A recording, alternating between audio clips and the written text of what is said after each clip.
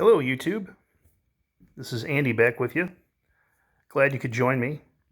We're going to be talking about tools today. As you can see, we have some 1/4" drive ratchets here, and what we're going to be doing, if you're like me and you like these flex head ratchets, if you're not doing work that requires a lot of brake torque or brake loose torque or just heavy duty stuff, I like to use these 1/4 drive ratchets when I can, and I really like this one. It's more of like a mini ratchet, but it's got a 3/8 drive on it, 3/8 drive square, and it's a 1/4" drive size ratchet, as you can see here. So this is an Armstrong, and this is a Snap-on. It's either of equivalent length, but this one, I got a ratchet spinner on it right now. But this one has a 1/4 drive on it, 1/4 drive square, and this one has a 3/8 drive square. And I like the smallness when I'm doing things that don't require a lot of torque, and I'll use these whenever possible. Sometimes when I get into a tight spot, it would be nice to have this ratchet with this handle. Now this is also a Snap-on. These are both Snap-ons. Get them to focus there. Both Snap-on ratchets.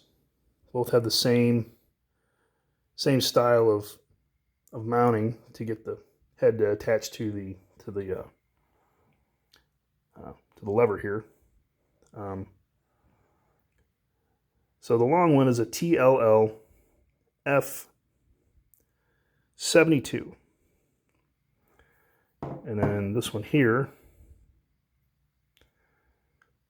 is an FCF 72. That will focus. There you go. FCF 72. So what we're going to do is, I want to put this head on this arm. And the whole point of this video is to maybe think outside the box, if you will, with your tools. So if you have one tool that you like, but there's other attributes that another tool has like it, maybe you can combine the two and make, something a little better. So that's what we're going to do. So this will focus. It's a Torx. And we happens to be a T15. So that's what we're going to do. We're going to go ahead and take this out.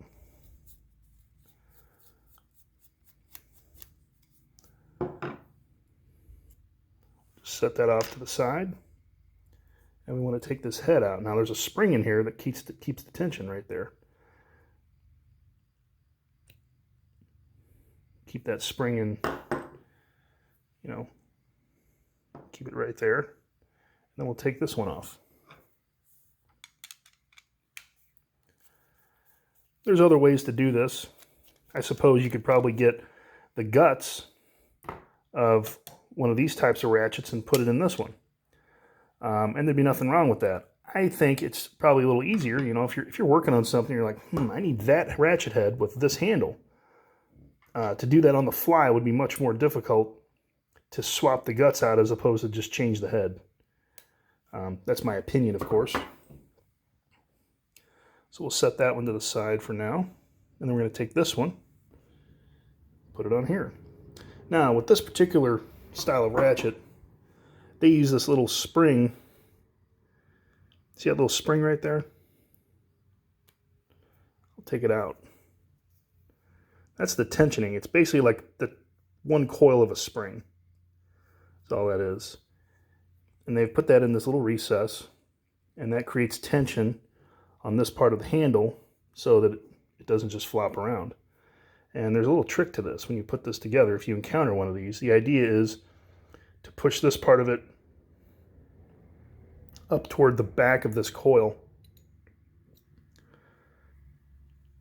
and it will just pop right in there. Set it up just right. they can be a little tricky. Just like that. See how that lined up for me? We'll take the screw, put it back in there, and then here we go. Tighten that right back on there. And then of course the tension of this determines how much you'll have here. The spring does too, but of course the tighter you have this screw, the more tension that you'll have here. And that works really good.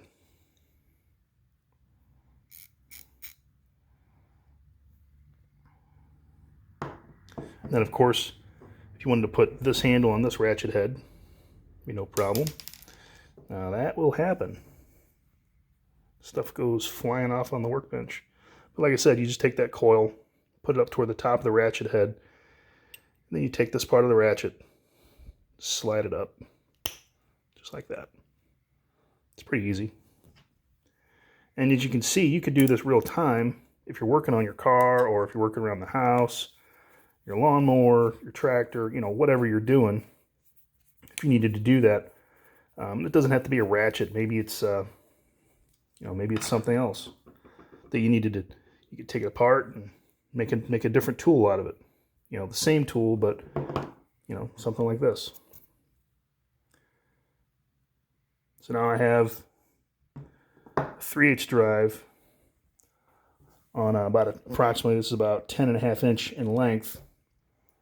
But the point is, the head of that ratchet is far smaller than, say, a 3/8 drive.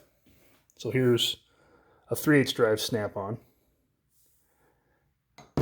of similar length. And as you can see, if you had to get in a tight spot, this one's much more likely going to get in there than this one.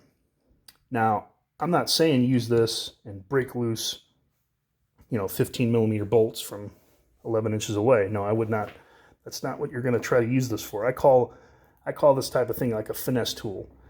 Now, these Snap-on ratchets can take a lot of abuse. They can take a lot of torque, more than some, perhaps less than others. But I've worked with these a lot, and I wouldn't use this tool in an application that requires a lot of torque. So I would take this handle off, put it back on this handle, and use it the way I normally use it. But if I needed a long 1/4 inch drive ratchet, for some reason, the point is this will fit in smaller spaces where this one will not. And that is that. So if you guys like tool videos like this, give me a thumbs up. If I didn't do a good job, maybe give me a thumbs down. That's fine too. But I hope you guys did enjoy this video, and perhaps we'll do one on the way I tune up a ratchet, the lubrication and the cleaning of one of these. Maybe we'll do that. Maybe we'll do that here soon. But thanks for tuning in, and please like, subscribe, maybe share it with another person. Thanks for tuning in again, and have a nice day. Be safe out there, and make sure you get your hands dirty. Bye, YouTube.